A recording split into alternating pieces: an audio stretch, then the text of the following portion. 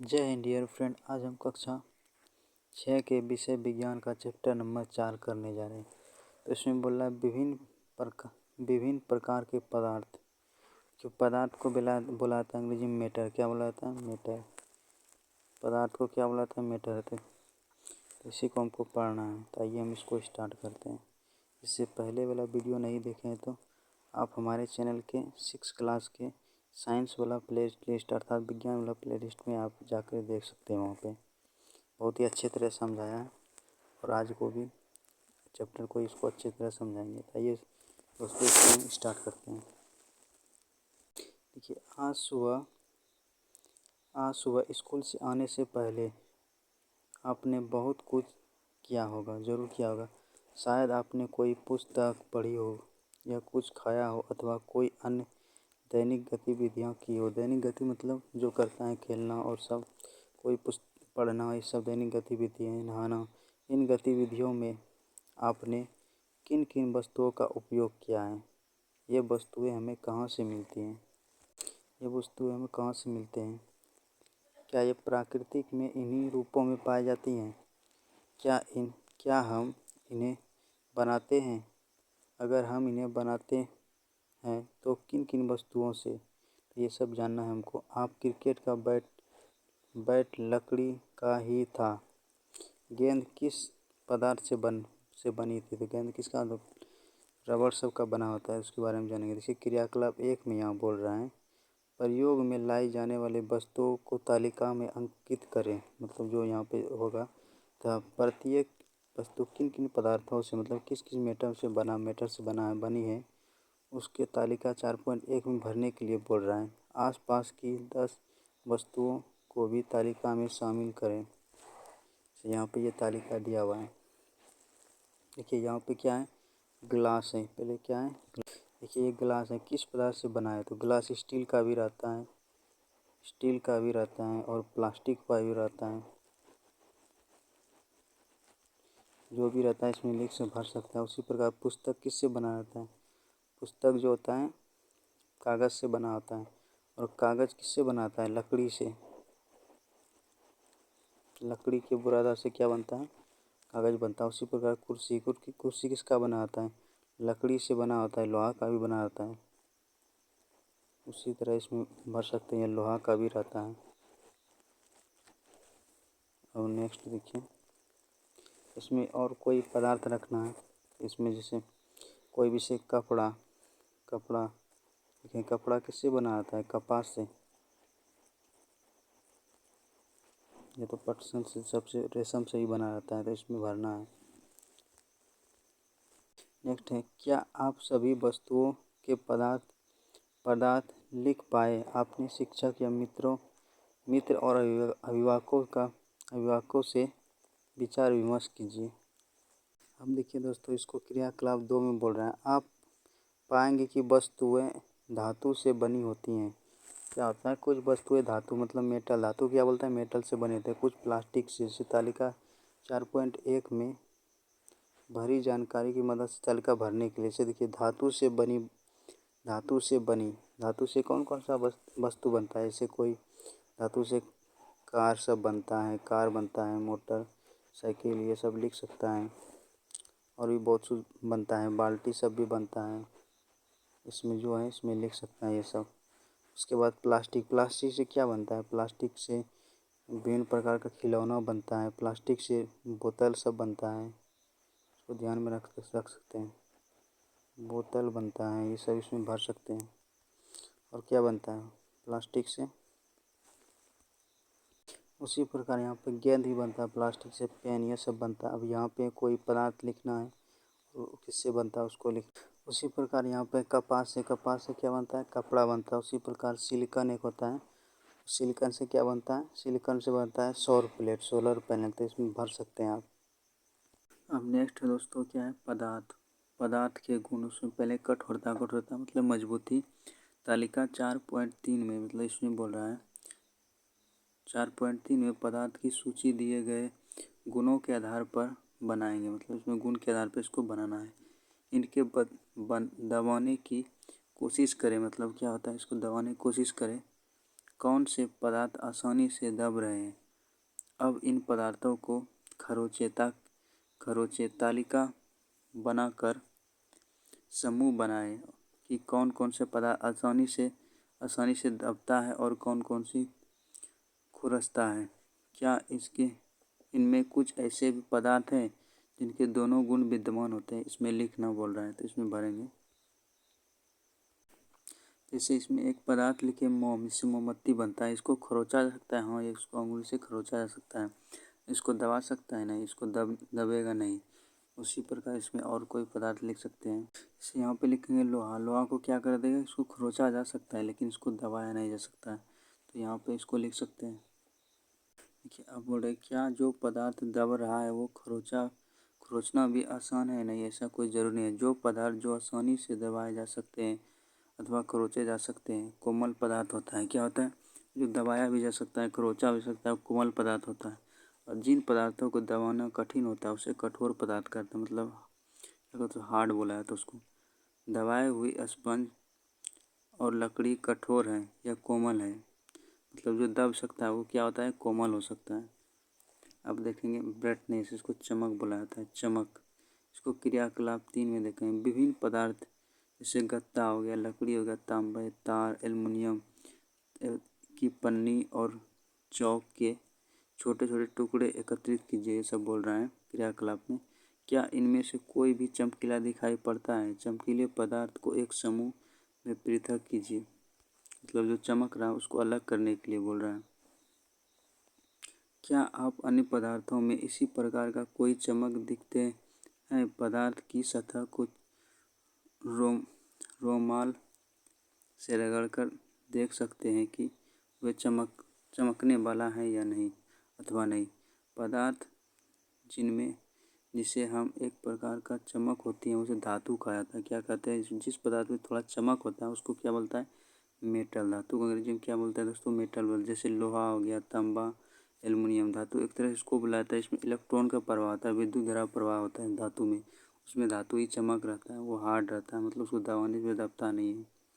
जैसे सोना धातुओं का उदाहरण है। कुछ धातुएं बंधुआ अपनी चमक खो देती हैं। कुछ भी उसमें क्या होता है, बहुधा अपनी चमक खो देती हैं।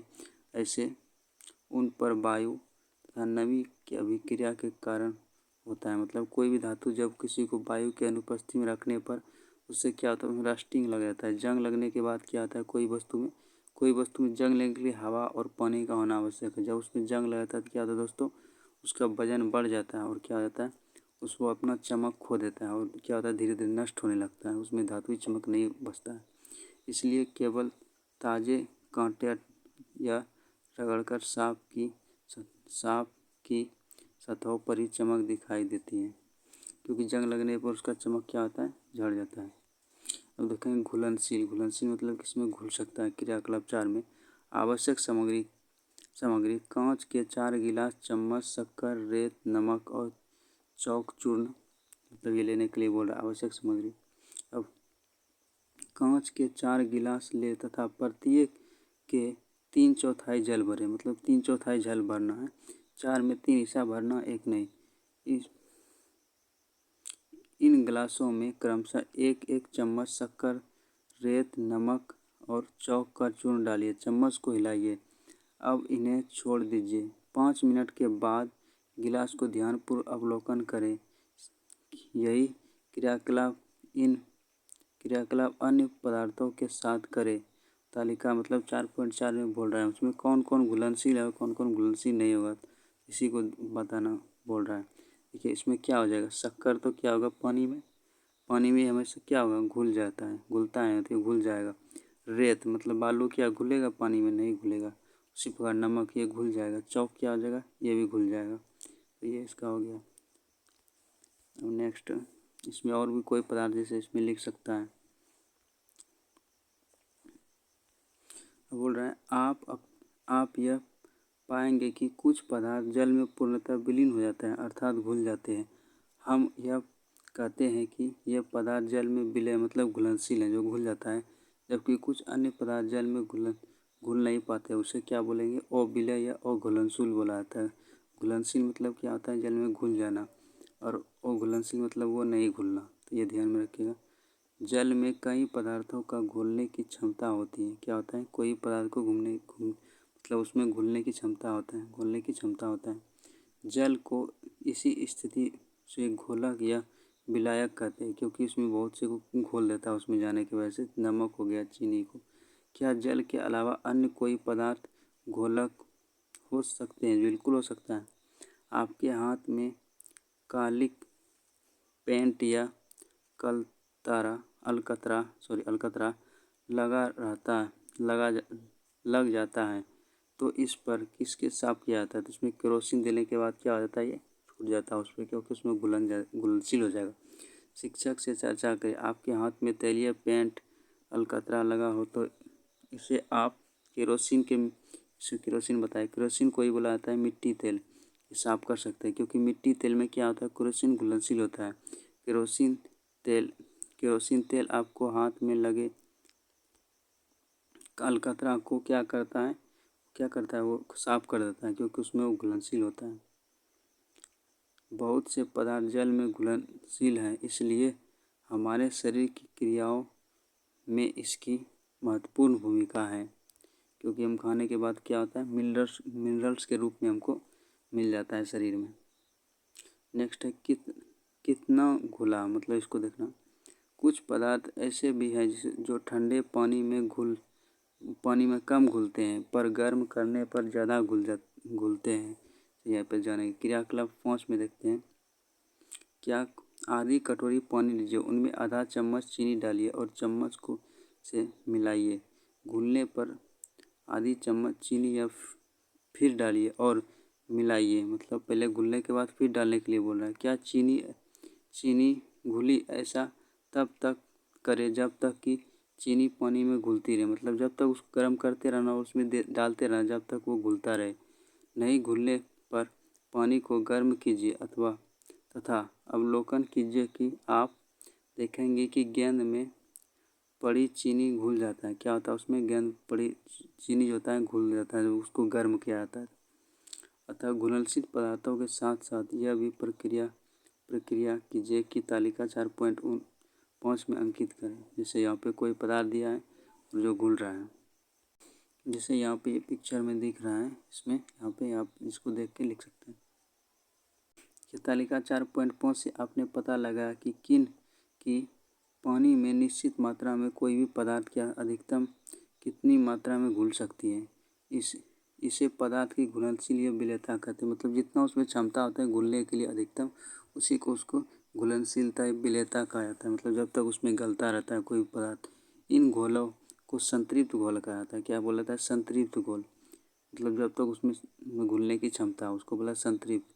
गर्म करने पर किसी भी घोल को ही क्या बोलता है, विलयन से घुल पदार्थ को घुलने की क्षमता बढ़ जाता है। कोई पदार्थ को क्या कहा जाता है, गर्म करने पर उसमें क्षमता क्या होता है, बढ़ जाता है गर्म करने पे, क्योंकि जब गर्म किया जाता है तो क्या होता है उसका, मतलब उसका जो होता है आयतन, क्या होता है आयतन में, मतलब उसमें जो डेंसिटी होता है, मतलब घनत्व उसका कम हो जाता है, इसीलिए घुलने की क्रिया क्या होता है पानी में, मतलब घुलने की क्रिया ज़्यादा हो जाता है। कुछ ऐसे भी जल में घुलनशील है, परंतु गर्म करने पर यह गैस में घुलनशीलता घट जाता है। उसको जानना है कौन ऐसा पदार्थ है जो गर्म करने पर गैस की घुलनशीलता घट जाती है। इसको जानना है गर्म करने पर क्या होता है। अब देखिए इसको जानेंगे। देखिए किसी संतृप्त घोल में अधिक पदार्थ घोलना हो तो आप क्या करेंगे, तो क्या करेंगे, उसको गर्म करेंगे। घोल को गर्म करके देखिए, नमक के संतृप्त घोल को गर्म कीजिए और इनमें आधा चम्मच नमक और डालिए। क्या यह पुनः गर्म, यह घुल जाएगा। पुनः गर्म कीजिए और नमक डालिए, तो क्या होगा, गर्म करने पर मतलब वो घुल जाएगा। उसी बार अब क्रियाकलाप 6 नंबर देखेंगे। देखिए सिरका, नींबू का रस, सरसों का तेल अथवा नारियल का तेल, मिट्टी का तेल अथवा अन्य किसी द्रव के नमूने एकत्रित कीजिए। कांच का एक गिलास लीजिए, इसमें इसके आधा भाग को जल से भरिए। क्या करना है, इसको आधा भाग जल से भर। अब इनमें कुछ चम्मच भरकर कोई द्रव मिलाइए और भली भांति हिलाइए। इसे 5 मिनट के लिए छोड़ दीजिए। अवलोकन कीजिए कि क्या यह द्रव जल के साथ मिश्रित हो जाता है, मतलब उसमें डालने के बाद क्या होता है, ये मिश्रित हो जाता है।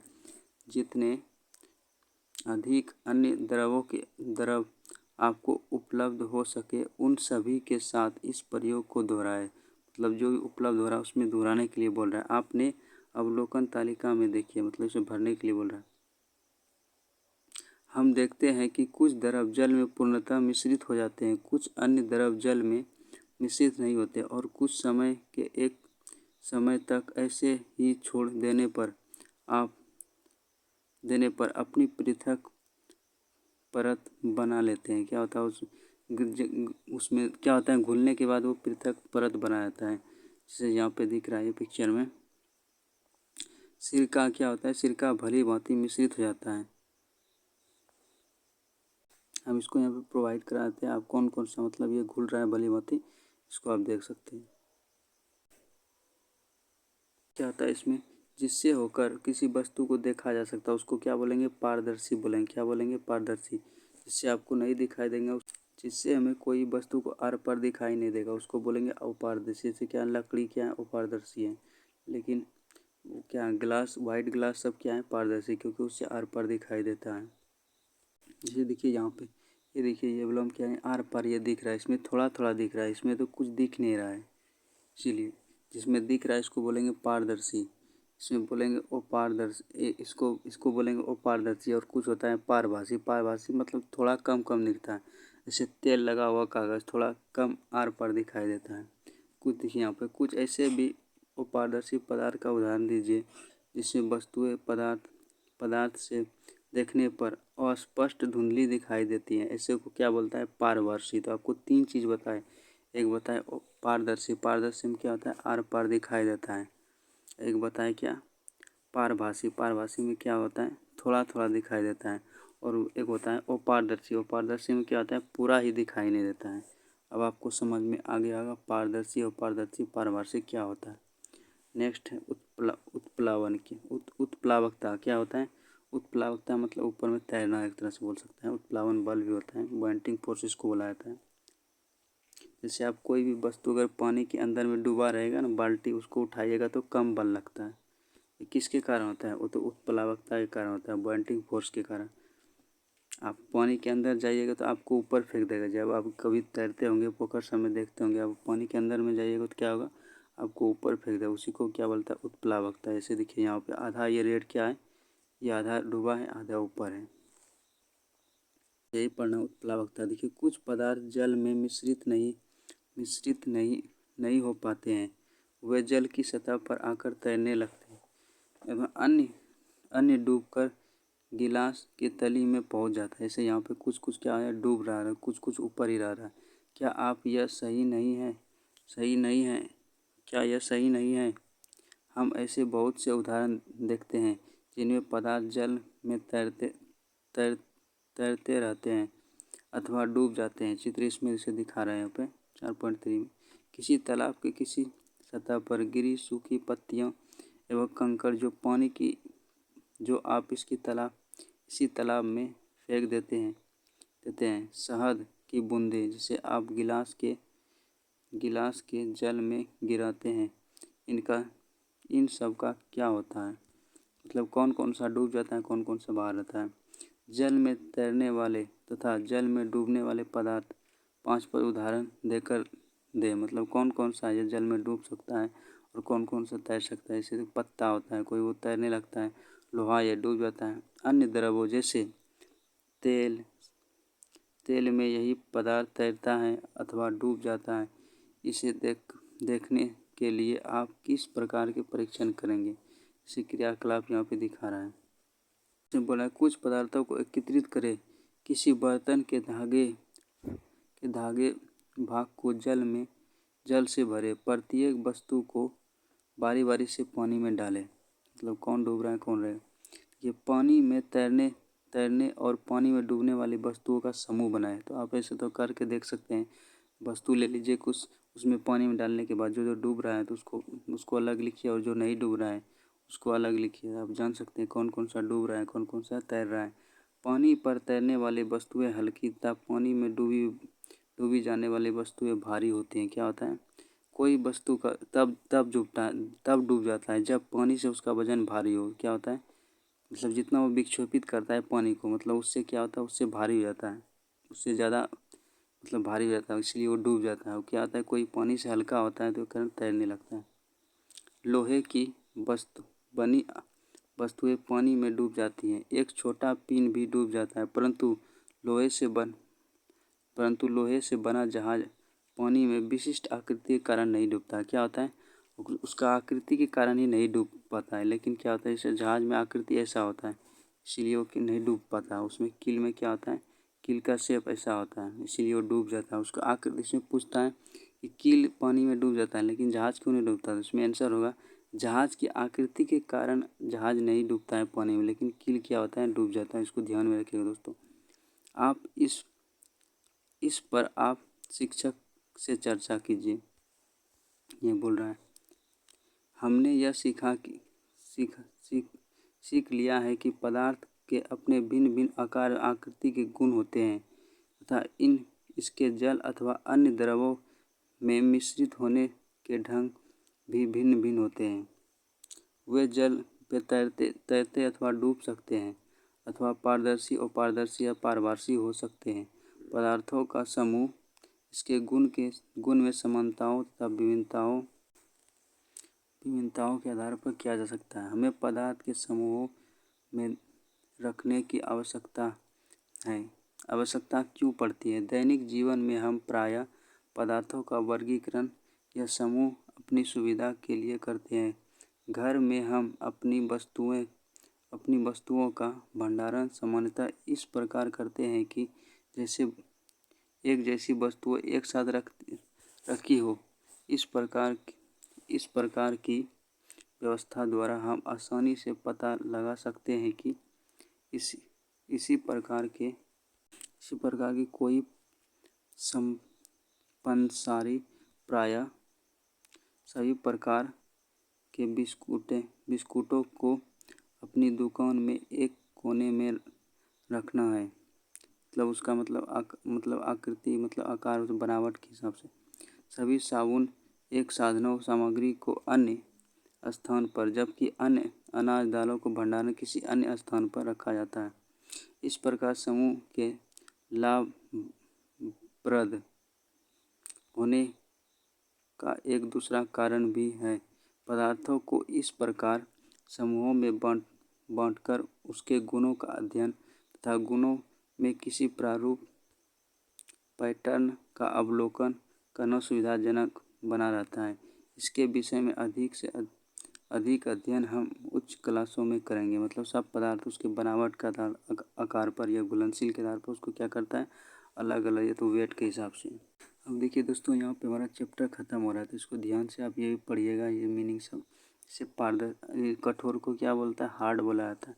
और पारदर्शी को ओपेक बोला जाता है, इसको पढ़ लीजिएगा। जैसे खुरदरा को रफ बोला जाता है, चमक को इसको बोलता है शाइनिंग बोला जाता है, चमक को। उसी प्रकार आप यहाँ पे इसको दोस्तों हमने क्या सीखा ये ज़रूर पढ़िएगा, क्योंकि इसी का पूरा सारांश रहता है इसमें दिया हुआ कोई चैप्टर के। देखिए, सभी वस्तुएं भिन्न भिन्न पदार्थों से बनाता है, बिल्कुल बना होता है। पदार्थ का समूह उसके गुणों एवं समानताओं तथा भिन्नताओं के आधार पर किया जाता है, बिल्कुल सही। उसके गुणों के आधार पर अलग रखा जा सकता है। जैसे कोई घुलनशील बला है, कोई अघुलनशील बला है, कोई कठोर है, उसको अलग अलग रखा जा सकता है। अब बोल रहा है कुछ पदार्थ कठोर होते हैं, जबकि कुछ क्या होता है, कोमल होता है, बिल्कुल होता है। कुछ चमकीले होते हैं तो कुछ नहीं, ये भी ठीक है। कुछ पदार्थ द्रव में घुलनशील और कुछ अघुलनशील होता है, जैसे कि नमक द्रव में घुल जाता है, लोहा नहीं घुलता है। कुछ पदार्थ जल में डूबता है, जैसे लोहा डूब जाता है, लेकिन प्लास्टिक सब तैरने लगता है, पत्ता सब क्या होता है, तैरने लगता है। यहाँ पर चैप्टर ख़त्म हो जाता है। तो हमारा क्वेश्चन आंसर इसी वीडियो के नीचे आपको मिल जाएगा। मतलब 6 क्लास का जो विज्ञान का प्ले लिस्ट होगा उसी में आपको ये चैप्टर नंबर 3 में ही आपको मिल जाएगा। इस क्लास के थ्योरी वाले के नीचे क्वेश्चन आंसर, तो वहाँ आप जाके इसको नोट्स कर सकते हैं, लिख सकते हैं। और दोस्तों, यहाँ पे जो भी गलती हो रहा है उसको कमेंट में ज़रूर बताइए, ताकि हम नेक्स्ट वीडियो में उसको सुधार कर दें। Thanks for watching this video. Video देखने के लिए धन्यवाद।